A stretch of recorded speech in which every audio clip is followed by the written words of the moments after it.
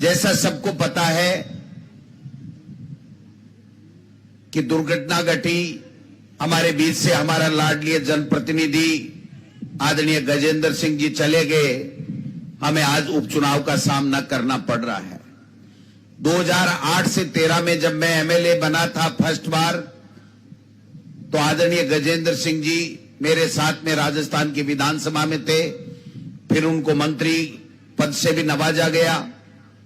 गजेंद्र सिंह जी और मेरी सीट बराबर की एकदम सीट थी, 3 की सीट थी, उसमें 2 लोग हम बैठते थे।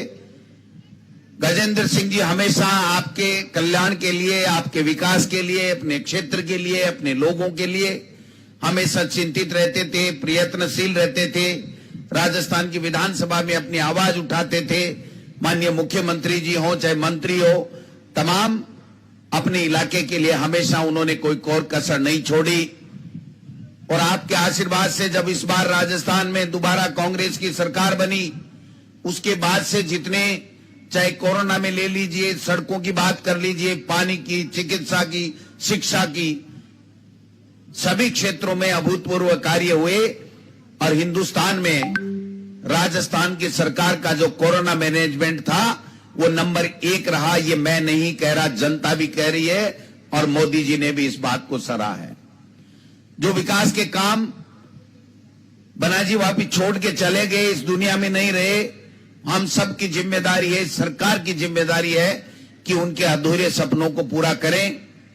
मैं समझता हूं जब से ये सरकार बनी है, हमने हमेशा प्रयास किया है कि किसान के कर्जे हम लोग माफ करें, बेरोजगारों को नौकरियां हम लोग दें, सड़कें बनाएं, पानी की समस्या का समाधान करें, पेंशन दें, बेरोजगारों को रोजगार देने के लिए आपने देखा होगा कि अभी हाल ही में 31,000 टीचर लेने की जो रीट की परीक्षा हुई है, राजस्थान में नहीं हिंदुस्तान में उसको सराहा गया है कि शानदार तरीके से रीट की एग्जाम हुई।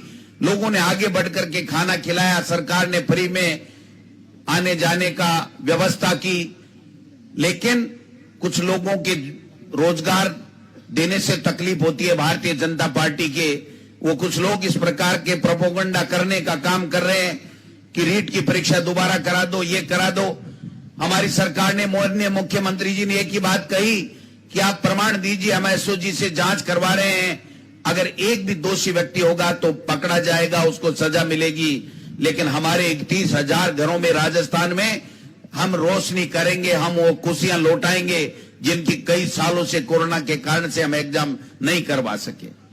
मैं समझता हूं अभी 29,000 की भर्ती और निकली, आप सबको पता है।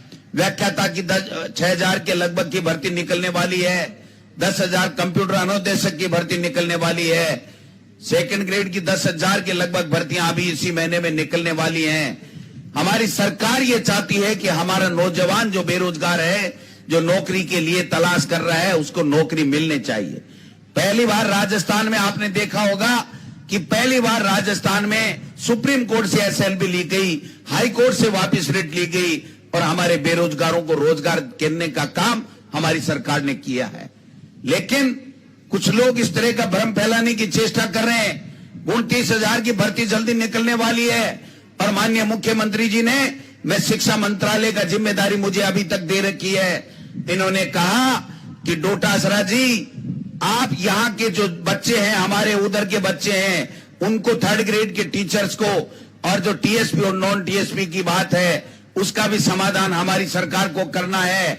जो यहाँ टीएसपी के बच्चे हैं वो नॉन टीएसपी में जाएं और टीएसपी में ज्यादा से ज्यादा भर्तियां कैसे निकले, हमारा टीएसपी का नौजवान कैसे नौकरी मिले, इस बात की व्यवस्था सरकार को करनी है।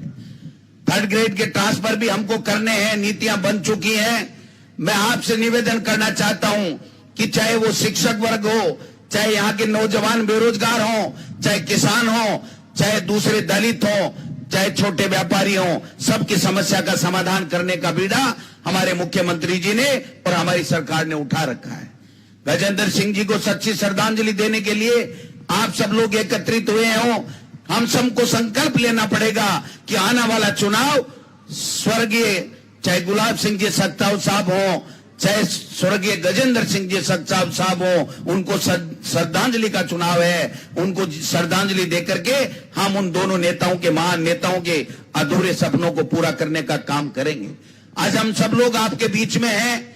माननीय मुख्यमंत्री जी हैं, पायलट साहब हैं, अजय माकन साहब दिल्ली से राहुल गांधी जी का संदेश लेकर के आए, और जिस प्रकार से किसान के साथ में उत्तर प्रदेश में जो घटना घटी है, जो दुर्घटना घटाई है, जो अपराध उन्होंने किया है, जो हत्या किसानों की है, मैं समझता हूं इससे बढ़िया कोई मौका नहीं है कि इस मोदी जी और अमित शाह को और योगी जी को बता दीजिए कि देश में किसान के साथ में इस प्रकार से जुल्म होगा तो ये वल्लभ नगर और धारियाबाद के लोग इसको चैलेंज के रूप में लेते हैं, और यहां पर कांग्रेस के प्रत्याशी को जिता करके उनको दिल्ली में खुड़का हो जाना चाहिए कि ये चलने वाला नहीं है।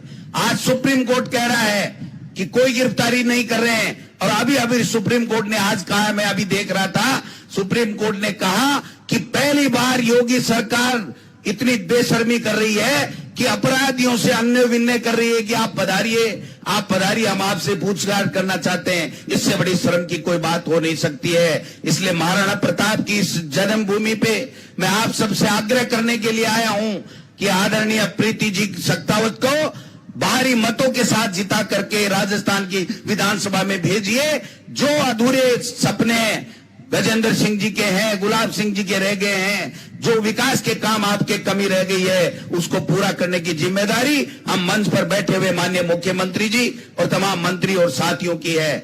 इसलिए आप सबसे निवेदन करना चाहता हूं, भाइयों, आप कमर कस लीजिए, तैयार हो जाइए। ये उपचुनाव से सरकार पे कोई फर्क पड़ने वाला नहीं है, न बीजेपी की बनने वाली है, न कांग्रेस की गिरने वाली है। फर्क अगर पड़ेगा तो इस बात का पड़ेगा कि गुलाब सिंह जी सख्तावत और गजेंद्र सिंह जी को चाहने वाले कितने लोग हैं जो सच्ची श्रद्धांजलि देने के लिए उनके नुमाइंदे को प्रीति सख्तावत को राजस्थान की विधानसभा में भेजना चाहते हैं।